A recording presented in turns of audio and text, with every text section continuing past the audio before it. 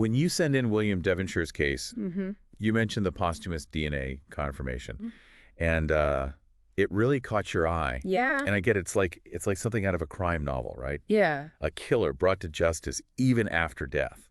There's a lot to unpack there, so let's dive into his story and see what we can learn from it. What's really interesting about Devonshire's case is that it's not just about the final resolution, right? Yeah. It's about the whole trajectory of his life, the escalating crimes, the missed opportunities, and then ultimately the tragic consequences for both himself and his victims. Okay, so let's start with what we know about Devonshire's early life. Okay. He was born in Wilmington, Delaware in 1969, Right. but it seems like he went down a pretty dark path early on. Mm-hmm. By age 14, he was already racking up charges, assault, disorderly conduct, things like that. Right. And his criminal record, it just paints this chilling portrait of escalating violence, you know? Yeah. From those early misdemeanors, he progressed to aggravated assault, battery, even burglary and trespassing. Wow. It's like he was testing boundaries, pushing further each time. Yeah. And what's striking is the geographical spread of his crimes. Right. We're talking Delaware, Maryland, Indiana, Ohio, New Jersey. Yeah, he wasn't just sticking to one state. No. It's almost like he was running from something, or maybe even towards something. Right. This wasn't just a kid getting into trouble in his neighborhood. No. This was a pattern of behavior that spanned years and state lines. Exactly. And that begs the question, were there any missed opportunities to intervene? Yeah. Could someone, somewhere, have disrupted this pattern before it escalated to murder? It's impossible to say for sure, but it's a haunting thought that lingers throughout his story. Absolutely. Yeah.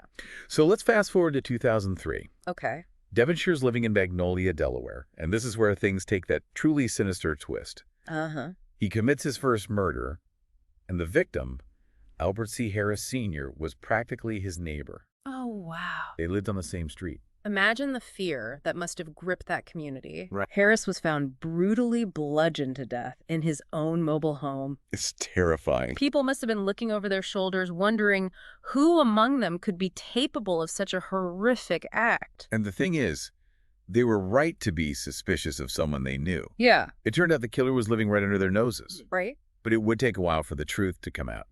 Devonshire didn't become a suspect in Harris's murder right away. It was only after he was imprisoned on unrelated charges that investigators started connecting the dots. Okay. And the key piece of evidence, Yeah. DNA, Oh, of course. a sample taken from Devonshire's home matched evidence found at the crime scene. So they had him. It was undeniable proof of his involvement. Okay, so we have DNA placing him at the scene of a brutal murder. Yeah. It seems like an open and shut case, right? Well, But there's a twist, isn't there? there is a twist. What is it? It's a twist that adds another layer of complexity to this already convoluted story. Despite the DNA evidence, Devonshire's charge was reduced from first-degree murder to second-degree murder. Wait, what? How did that even happen? You got DNA evidence, a brutal crime. The details surrounding this reduction remain a mystery. They haven't been made public, which, frankly, just fuels more questions. Yeah. What happened behind closed doors? What kind of deal was struck? It's a frustrating gap in the narrative. Totally. But it's important to acknowledge it. It definitely makes you wonder what other information might be out there, hidden from public view. Right. But regardless, Devonshire was convicted of second-degree murder and sentenced to prison. However, his time behind bars wouldn't last as long as many might have expected. In 2013, he was paroled and relocated to Florida, seemingly seeking a fresh start. Okay. But his past demons weren't so easily left behind. Right. He continued his involvement in criminal activities. Oh, no. And sadly, his life spiraled downward, leading to homelessness in Sarasota. And that's where we'll pick up next time. So we left off with William Devonshire in Sarasota, Florida. Right. He's been paroled, relocated, Yeah.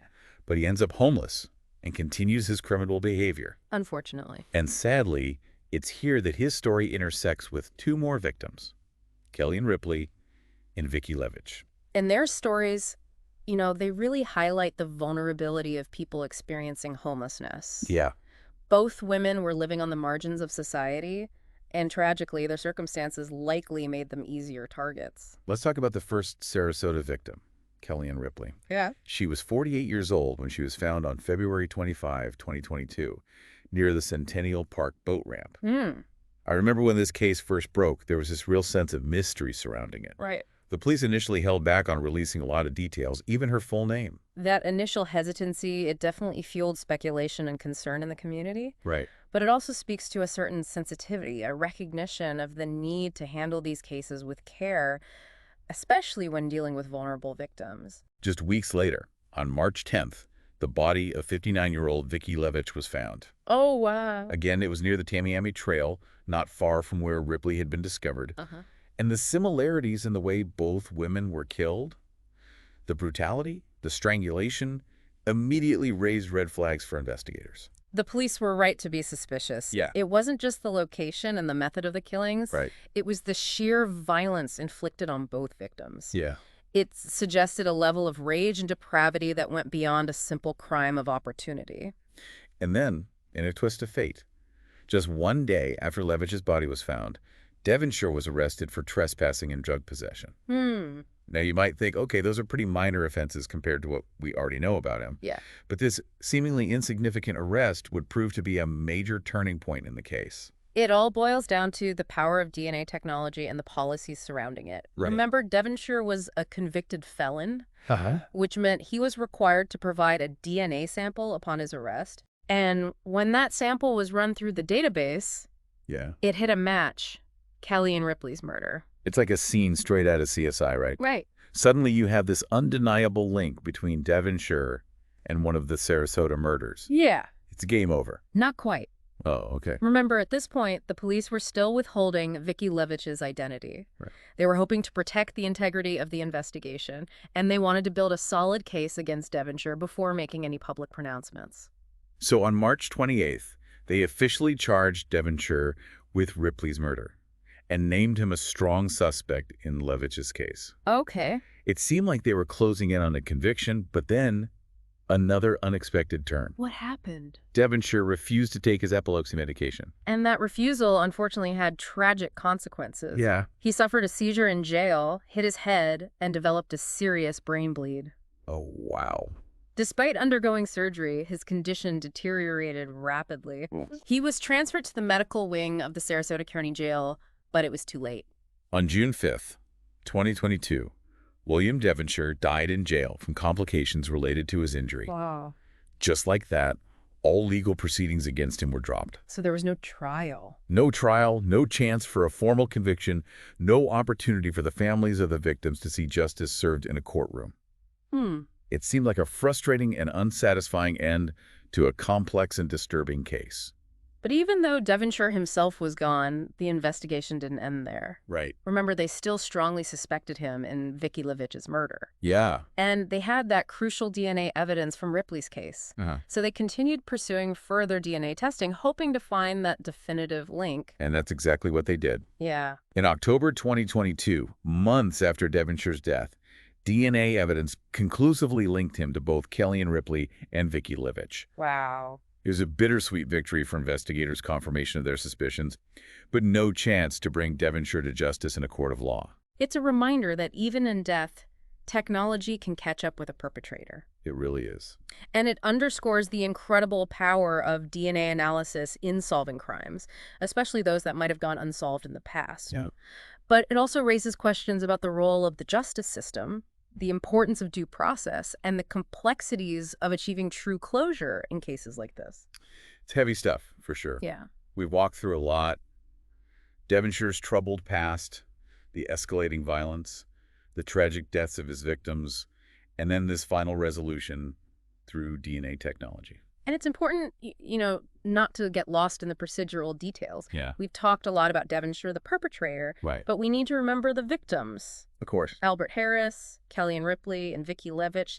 These were real people with lives, families, stories that extend far beyond their tragic encounters with William Devonshire. That's a great point. Yeah. We can't lose sight of the human cost of these crimes. Right. And maybe that's the most important takeaway from this deep dive, that behind every headline, every case file, there are real people whose lives have been irrevocably altered by violence. Exactly. Yeah. And it compels us to ask, what can we do as individuals and as a society to prevent these tragedies from happening in the first place? How can we address the root causes of violence and create a world where everyone feels safe and valued? Those are big questions, They are. and ones that we'll continue to grapple with long after this deep dive is over. Yeah. But for now, let's shift gears and explore one final aspect of Devonshire's story, the role of DNA technology in not just solving crimes, but also exonerating the innocent.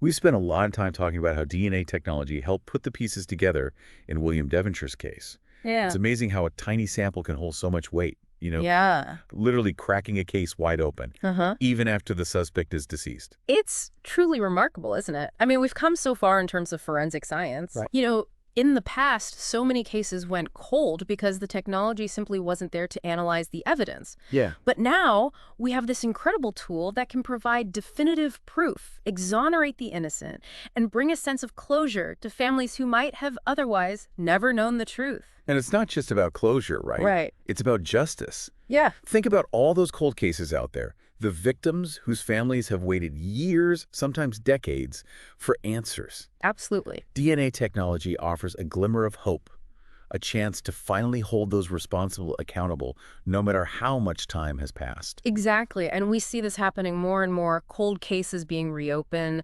evidence being re-examined with new technologies, Right. and perpetrators finally being brought to justice. It's amazing. It's a testament to the power of perseverance and the unwavering pursuit of truth, even in the face of seemingly insurmountable obstacles. But for all its benefits, DNA technology isn't a magic bullet. Right. It's not always a clear-cut path to justice. Yeah. We've seen that in Devonshire's case, the reduction of his murder charge, the lack of a trial, the lingering questions surrounding his motives. Absolutely. It's important to remember that DNA evidence is just one piece of the puzzle. Yeah. It needs to be carefully analyzed and interpreted within the context of the entire investigation. Right. And even then, there can be ambiguities, legal challenges, and ethical considerations that complicate the pursuit of justice. So we've explored William Devonshire's story from his troubled beginnings to his tragic end. Yeah. We've delved into the complexities of the criminal justice system, the devastating impact of his crimes, and the role of DNA technology in both solving and complicating cases like this. It's a lot to think about. It really is. What stands out to you, listener, as we near the end of this deep dive? Does this case make you think differently about the power of forensic science, the complexities of human behavior, or the enduring need for justice and accountability? Devonshire's story is a stark reminder that the path to justice is rarely straightforward. It's a winding road full of unexpected twists and turns, legal hurdles, and the persistent pursuit of truth, even after death. But it also highlights our capacity for both great evil and remarkable resilience, our ability to inflict harm, but also to seek answers, demand accountability, and ultimately find ways to heal and move forward. I think that's a perfect note to end on. Yeah. While Devonshire's case might be closed, the conversation surrounding crime, justice, and the impact on individuals and communities continues. Definitely. And your role, listener, in engaging with these issues, asking tough questions, and advocating for a safer and more just world is more crucial than ever.